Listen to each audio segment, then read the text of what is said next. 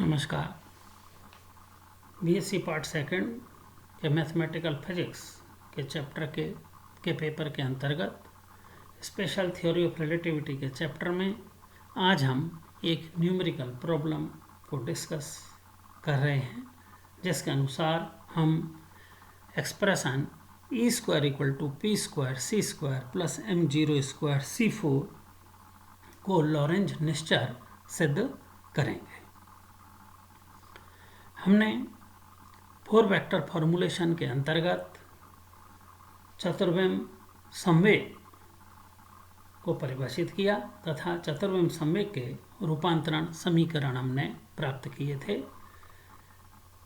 जिसके अनुसार चतुर्विम संवेग के प्रथम घटक P X dash equal to gamma into P X minus V E upon C square, दूसरा घटक P Y dash equal to P Y, तीसरा घटक P Z dash equal to P Z तथा चौथा घटक ऊर्जा से संबंधित होता है और जिसका रूपांतरण समीकरण हमें E dash equal to gamma into E minus V into P X प्राप्त हुआ था। हम यहाँ पर E square equal to P square C square plus M zero square C four को लॉरेंज निश्चर सिद्ध करने के लिए हमें यह सिद्ध करना होगा कि एक नियत वेग v से गतिशील अन्य निर्देश फ्रेम में भी हमें यही संबंध E square E dash square equal to P dash square C square plus M zero square C four ही प्राप्त होगा। इसके लिए हम यहाँ पर एस डैश निर्देश तंत्र में quantity E dash square minus P dash square C square को ले रहे हैं और इसको हम यहाँ पर घटकों में वियोजित करके हम इसका सिंप्लीफिकेशन करते हैं। इसके लिए ई डैश का मान हम gamma into E minus V P x प्रयुक्त करते हैं, जिसको कि हमने यहाँ पर ई डैश स्क्वायर के स्थान पर ये मान रखा है, माइनस पी डैश स्क्वायर जो कि संवेग का वर्ग है, जिसको कि हम कार्तीय घटकों के रूप में P X dash square plus P Y dash square plus P Z dash square into C square लिख सकते हैं। इसके पश्चात हम यहाँ पर P X dash P Y dash तथा पी जेड डैश के जो रूपांतरण समीकरण हमने ऊपर लिखे हैं उनका मान हम यहाँ पर प्रयुक्त करेंगे और उसके पश्चात हम इसे हल करते हैं। तो इसके लिए गामा स्क्वायर इंटू ये E minus V P X whole square का मान हमने सर्वप्रथम यहाँ पर ब्रैकेट में एक्सपेंड किया है।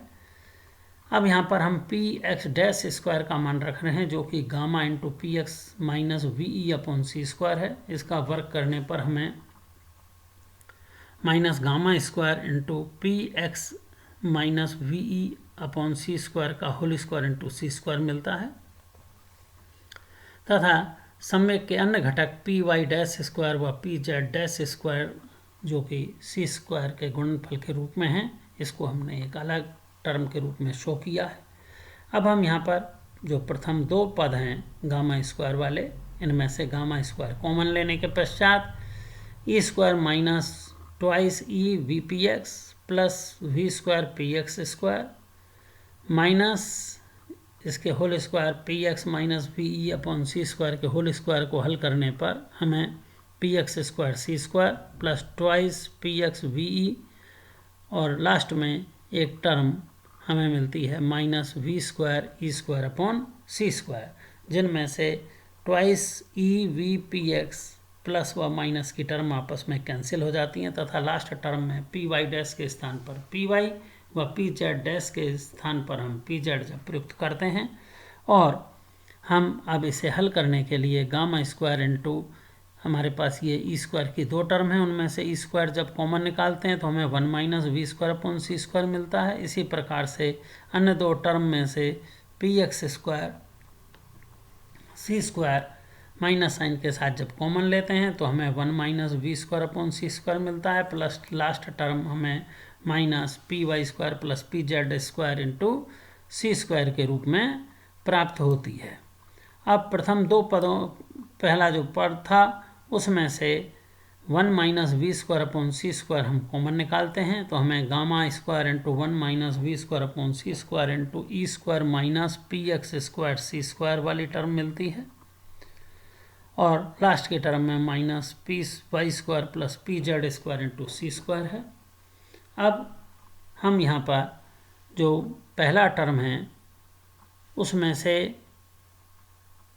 पी एक्स स्क्वायर वाले टर्म को P Y square plus P Z square के साथ में लेंगे। इसके अतिरिक्त गामा स्क्वायर और 1 minus V square upon C square आपस में एक दूसरे को कैंसिल कर देते हैं, क्योंकि गामा का मान 1 upon under root 1 minus V square upon C square है। इस प्रकार से ये दोनों टर्म एक दूसरे के साथ ये कैंसिल हो जाएंगे, ये दोनों टर्म, और हमें लास्ट में ई स्क्वायर माइनस ये सी स्क्वायर कॉमन लेने के पश्चात P X square plus P Y square plus P Z square प्राप्त होता है, जो कि पी स्क्वायर बन जाता है। इस प्रकार से हमने यहाँ पर यह सिद्ध किया है कि E dash square minus P dash square C square का मान हमें E square minus P square C square प्राप्त हुआ है, अतः यह लॉरेंज निश्चर है। इसके अतिरिक्त हम जानते हैं कि m0 स्क्वायर c4 भी लॉरेंज निश्चर होता है, जिसमें कि m0 पार्टिकल का रेस्ट मास है तथा c प्रकाश का वेग है। दोनों ही लॉरेंज निश्चर भौतिक राशियां हैं। जिस प्रकार हमें m0 स्क्वायर c4 लॉरेंज निश्चर मिलता है, अतः E square equal to P square C square plus m0 square c4 हमें एक लॉरेंज निश्चर क्वांटिटी प्राप्त होती है। धन्यवाद।